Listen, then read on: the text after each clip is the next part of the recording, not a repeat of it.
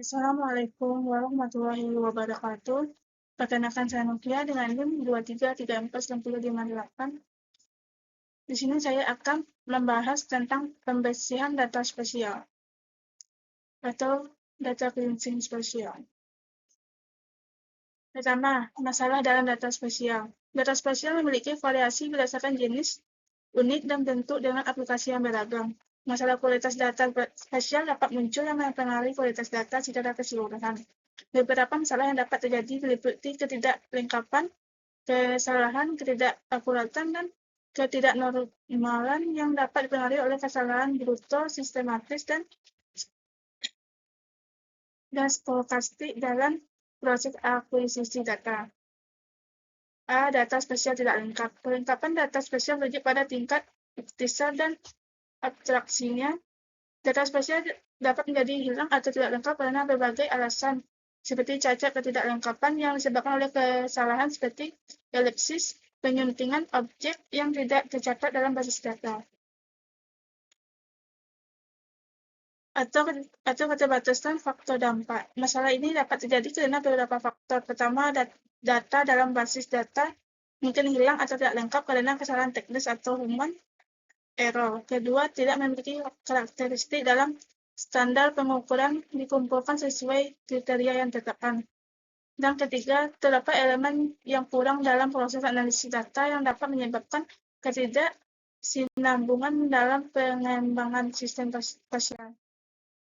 B. Data spesial yang tidak akurat. Ketidakakuratan data spesial mengukur perbedaan antara data teramati dan nilai sebenarnya. Masalah ketidakakuratan dapat terjadi di lingkungan terkait yang berkaitan dengan tipe data, metode pemrosesan, algoritma pengurutan, presisi, posisi, variasi, waktu, resolusi citra, dan fitur spektor objek spesial. Ketidakakuratan ini dapat bersifat kuantitatif maupun kualitatif, seperti data yang bertentangan dengan atribut objek nyata, data usang yang tidak diperbarui, atau data yang mengalami perubahan tidak akurat. Fitur topografi dapat dipengaruhi oleh pengurangan yang signifikan terhadap akurasi batas hutan, dan kesalahan identifikasi data. Identifikasi dapat menyebabkan klarifikasi yang tidak tepat serta generalisasi kartograf yang mengklarifikasikan berbagai atribut sebagai satu kesatuan.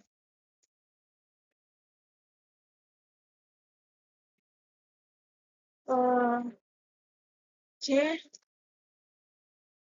Data spesial repetitif. Kehadiran data spesial berupa informasi yang terulang atau duplikasi dari objek nyata yang sama dalam satu sumber data atau antar beberapa sistem jadi masalah serius. Kesalahan ini sering terjadi karena ekspansi dalam data spesial, kesalahan ejaan, dan ketidakcermatan dalam persepsi manusia yang dapat menyebabkan rekaman duplikat dalam sistem multisumber. Masalah duplikat dapat jadi akibat kesalahan yang disebabkan oleh informasi tercetak atau terkait, alias atau dapat menyebabkan beberapa kesalahan seperti kesalahan yang disebabkan karena berbagai faktor seperti kesalahan dalam serangkaian aturan ekuivalen atau teknik pencocokan fuzzy. Penggabungan atau pembersihan yang merupakan metode dasar untuk mengatasi masalah ini, termasuk mengintegrasikan sumber data spesial yang disajikan dalam homogenitas yang berbeda dan menggunakan aturan yang setara untuk menentukan apakah rekaman tersebut merupakan entitas spesial atau tidak. D. Data spesial tidak konsisten. Ketidakkonsistensian nilai data spesial sering terjadi antara struktur data internal dan sumber data spesial selama pembersihan data spesial, yang dapat mencakup berbagai masalah yang dapat diklarifikasikan dari dua jenis. Jenis pertama adalah konflik terkait konteks, seperti perbedaan tipe data spesial, format, pola granularitas, sinonim, dan skema pengodean yang disebabkan oleh sistem yang mulai dirasakan ketika berkaitan dengan akibat inkonsistensi yang disebabkan oleh data spesial yang terintegrasi dengan berbagai sumber data multispesial. Artinya, entitas spesial terkomputerisasi tidak dapat mempengaruhi konsistensi topografi entitas spesial, konsistensi struktur data, dan konsistensi logis. Hasil klarifikasi mungkin salah jika informasi berisi data spesial tidak tepat. Jenis kedua adalah konflik bebas konteks yang mencakup perubahan status basis data spasial yang disebabkan oleh input yang salah, faktor stokastik, kegagalan perangkat keras atau faktor eksternal lainnya. Identifikasi entitas dan penyelesaian konflik semantik dalam sistem basis data multispasial sangat penting untuk mengatasi inkonsistensi data spasial melalui analisis data spasial yang tepat. Kedua, kesalahan observasi pada data spasial. Kesalahan dalam data spasial memiliki relevasi dengan data, pengukuran, dan struktur data. Kesalahan utama berasal dari ketidakpastian definisi atribut sumber data, pemodelan data, dan proses pengukuran. Kesalahan dapat terjadi karena pengukuran yang bergantung pada spesifikasi tutupan layar tidak tepat dan ketidakpastian ruang, spektrum, dan karakteristik temporal. Berdasarkan laporan NIT pada tahun 1992, akurasi data spasial mereka mencapai sekitar 95%, terutama terkait dengan tingkat ketidakakuratan dan tingkat pengulangan. Dalam survei, penggunaan menghabiskan banyak waktu untuk membagi kesalahan menjadi kesalahan kotor, kesalahan sistematis, kesalahan stokastik, dan kesalahan lainnya. Teks menjelaskan berbagai persamaan matematika untuk menghitung kesalahannya, termasuk matriks koefisien, galat sistematik, galat bruto, dan galat stokastik. Model ini mencakup elemen-elemen dalam matriks koefisien galat. Koefisien H yang bersifat universal atau dikelompokkan berdasarkan kelompok. Matriks koefisien H dapat terisi penuh dan berupa invariant strip. Matriks koefisien galat bruto HE yang jarang terisi dengan elemen-elemen yang hanya dapat pada satu atau beberapa kolom tertentu. Bersama matematika sajikan memberikan dasar untuk menghitung dan menganalisis berbagai jenis kesalahan dalam data spasial. 3. Kesalahan model data spasial. Yang A itu ada kesalahan model uji hipotesis. Dalam statistika, kesalahan model dapat diartikan sebagai selisih antara model yang dibangun, termasuk model fungsional dan model stokastik, dengan relatif objektif yang dalam bentuk bersamaan adalah FMLO. Menurut teori verifikasi dalam statistik matematika, hal ini dianggap sebagai suatu hipotesis yang dibandingkan dengan dunia nyata dengan titik awal dalam menentukan model tersebut adalah dengan membuat kesalahan model yang minimal untuk mengoptimalkan akurasi dan reliabilitas hasil analisis data spasial. Pengujian hipotesis dan ekspektasi nilai. B. Pengaruh kesalahan model terhadap hasil penyesuaian. Dalam model Gauss-Markov, ekspektasi observasi direpresentasikan oleh fungsi linear dan kelompok parameter yang tidak diketahui, sementara bobotnya dapat disesuaikan.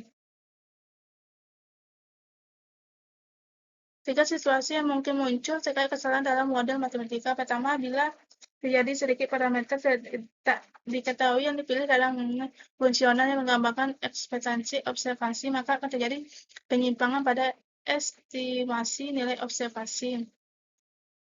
Matriks covariance variabel tak diketahui menjadi kecil dan estimasi variabel bobot satuan meningkat. Kedua, bila terlalu banyak parameter tak diketahui yang dipilih, maka terjadi penyimpangan pada estimasi nilai observasi. Tetapi matriks covariance dari nilai yang diketahui bertambah dan estimasi varian bobot satuan tidak mengalami peningkatan. Ketika matriks bobot yang salah dipilih tetapi tidak terdapat deviasi dalam estimasi nilai observasi, hal ini dapat menyebabkan kesalahan dalam penghitungan variasi bobot.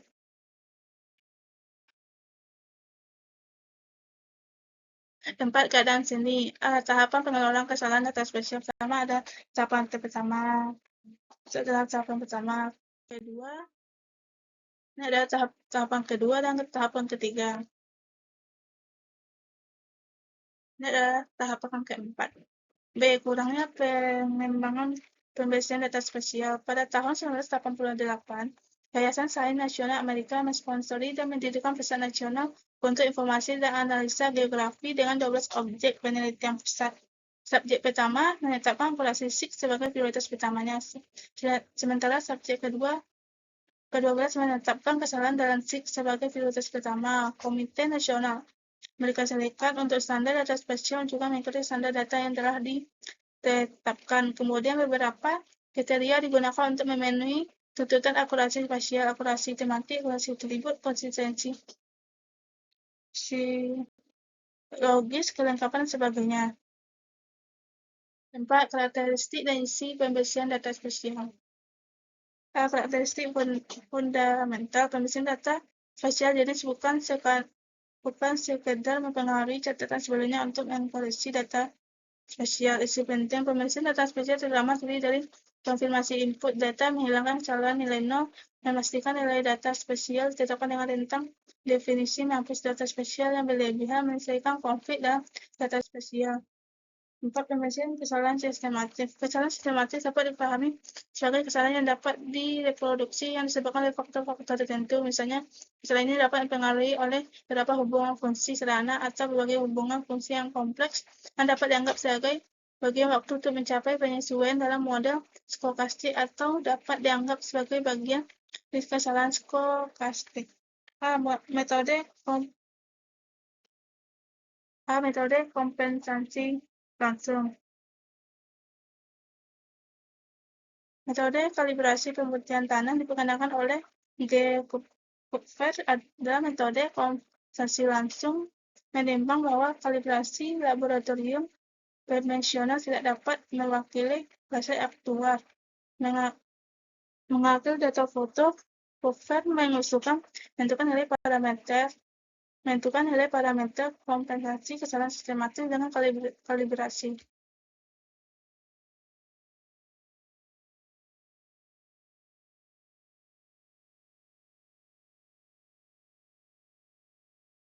Pembersihan kesalahan stokastik.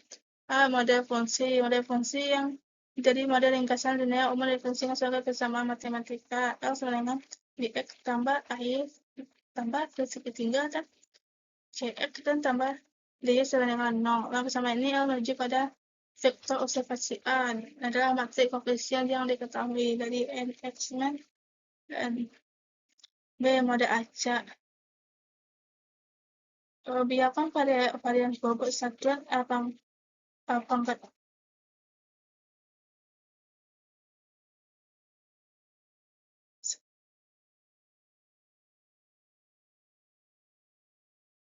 tiga bersama estimasi. Sekian berbagai keadaan khusus. Pertama ada kolorasi kuadrat terkecil, B filter kuadrat terkecil dan estimasi. 3. Estimasi Bayesian. 4. Model linear dengan keadaan linear. 5. Model linear umum. 6. Pembersihan kesalahan besar. Keandalan sistem penyesuaian. Penelitian reliabilitas memiliki dua tugas umum. Tugas pertama adalah studi kapasitas sistem penyesuaian dalam menentukan dan pembedaan kesalahan bruto berbagai model serta dampak kesalahan model yang tidak terdeteksi yang tidak dapat membedakan terhadap hasil penyesuaian secara teori. Tugas kedua adalah pencapaian metode yang secara otomatis menemukan dan membedakan kesalahan model sekaligus menentukan lokasi kesalahan model dalam proses penyesuaian. B. Pengintaian data. Data snooping diperkenalkan oleh Barda terdiri dari statistik normal standar dengan koreksi yang materi. Menurut hasil penelitian, data formal ini adalah koleksi observasi ke-1 dihitung dengan persamaan kesalahan. C. Metode iterasi dengan bobot terpilih. Pembahasan bagian terakhir menunjukkan bahwa sulit untuk memposisikan galak bruto, terutama beberapa galak bruto ketika galak tersebut digabungkan dalam suatu model fungsi. D. Iterasi dengan bobot terpilih dari estimasi rumus. Metode estimasi rumus adalah merupakan metode khusus estimasi kemungkinan maksimum yang dapat menjamin bahwa parameter yang diestimasi tidak terpengaruh atau hanya dipengaruhi secara minimal oleh kesalahan model atau kesalahan bruto. Metode ini terutama digunakan untuk menemukan kesalahan bruto dan memposisikannya, karena metode ini dapat menangani gangguan eksternal yang disebabkan oleh kesalahan bruto. Metode ini disebut metode estimasi bobot. Interaksi diawasi oleh estimasi variasi posteriori. Fungsi bobot yang disebutkan di atas biasa dipilih dari pendekatan empirik dan bobot dibagi oleh fungsi koreksi, karena koreksi hanya merupakan bagian yang terpilih dari galat total. Fungsi bobot yang disebutkan di atas tidak memperhitungkan kondisi geometri penyesuaian. 7. Pembersihan grafis dan gambar. A. Koreksi deformasi radiasi. 2. Ada 4. Koreksi intensitas radiasi sensor. 2. Koreksi hamburan MOSFET. 3. Koreksi iluminasi. Keempat, penghilangan kebisingan. B. Koreksi deformasi geometris. Koreksi deformasi geometris dalam pengolahan data spasial. Dokumen menjelaskan bahwa pembersihan grafis dan citra informasi geometri bertujuan mengoreksi pencocokan citra, terutama yang berkaitan dengan perpindahan relatif atau perubahan grafik antar citra. Pembahasan mencakup koreksi pada paralaks perpindahan antara arah X dan Y, serta deformasi pada citra kiri dan kanan. 3. Kasus pembersihan gambar. Sebagai bagian dari materi pembersihan grafis dan gambar spasial, dokumen menjanjikan studi kasus kontras menggunakan citra udara sebuah distrik di kota Nanning, Provinsi Guangxi,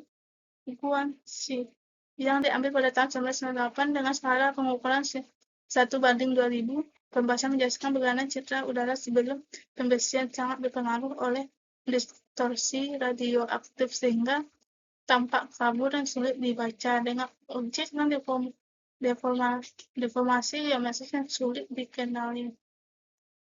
Baik, terima kasih.